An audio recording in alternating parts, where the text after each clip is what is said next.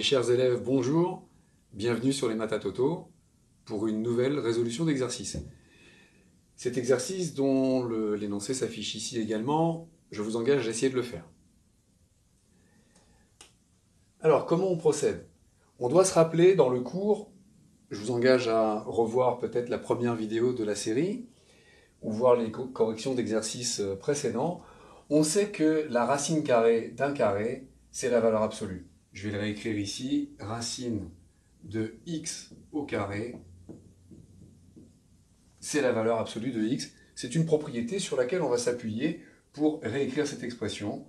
Donc, résoudre cette inéquation revient à résoudre valeur absolue de x moins 2 inférieur ou égal à 5.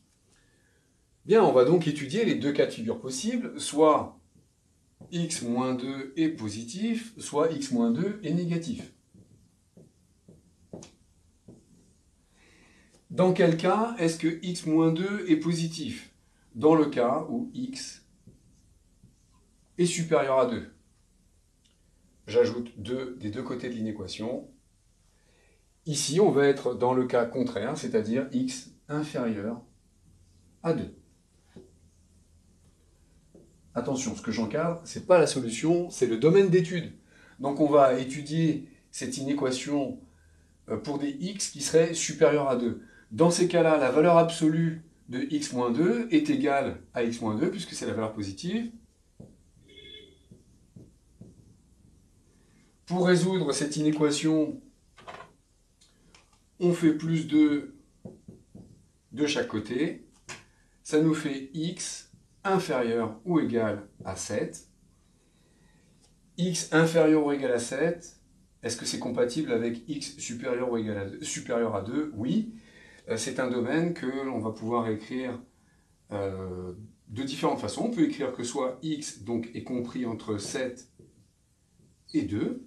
On peut écrire également sur la droite des réels 2, 7, et de dire que x est compris entre 2 et 7. On peut écrire aussi que la solution serait de dire qu'on est entre 2 et 7.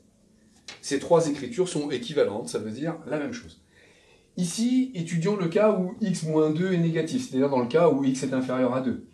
Si x moins 2 est négatif, la valeur absolue de x moins 2 va sortir l'opposé de x moins 2. L'opposé de x moins 2, c'est moins x plus 2. Supérieur à 0. On peut écrire aussi 2 moins x. Moins x est ici, le 2 est ici. 2 moins x positif, donc la valeur absolue de x moins 2 va nous donner 2 moins x. Donc je réécris mon inéquation, sans la valeur absolue cette fois-ci. Alors, procédons par étapes. On veut isoler x, donc on va d'abord enlever le 2. Si je retranche 2 d'un côté, je dois le retrancher de l'autre aussi. Donc ça me fait moins x inférieur ou égal à 5 moins 2, c'est-à-dire 3. Maintenant, j'aimerais changer le signe, puisque là, j'ai un intervalle pour moins x, je le voudrais pour x. Donc je multiplie par moins 1 des deux côtés. Ça nous donne x, ça nous donne moins 3. Et comme j'ai multiplié par un nombre négatif, je dois renverser le signe de l'inégalité. Ici, on a donc x qui doit être plus grand que moins 3, dans le cas de figure où x doit être inférieur à 2. Alors, ça nous fait, si on l'écrit dans le même sens qu'ici, donc moins 3, 2. Sur la droite des réels, moins 3, 2. Le moins 3 est inclus, inférieur ou égal, le 2 est exclu. Ça nous fait un domaine qui est ici de moins 3 jusqu'à 2. Donc le 2 semble exclu ici, bien oui, puisqu'au départ on est parti sur une stricte inégalité. Étudions le cas de figure où x est égal à 2. Alors je vais écrire ça où? Je vais écrire ça ici. X égale à 2, qu'est-ce que ça fait?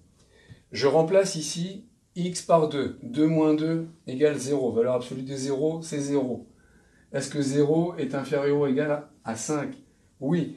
Donc, je peux inclure la valeur 2 dans mon intervalle.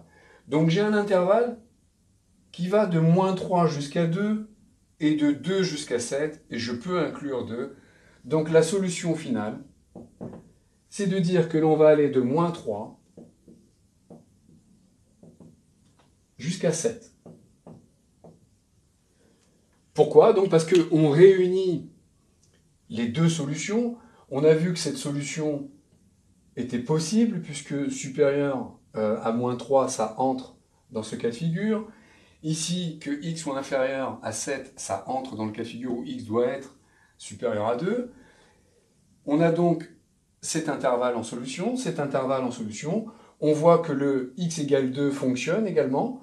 Donc je peux réunir ces deux intervalles pour obtenir l'intervalle solution finale, qui est donc x compris entre moins 3 et 7 inclus. Voilà. J'espère que cela vous a aidé. Et je vous donne rendez-vous sur les prochaines vidéos pour de nouveaux exercices à corriger sur les maths à Toto.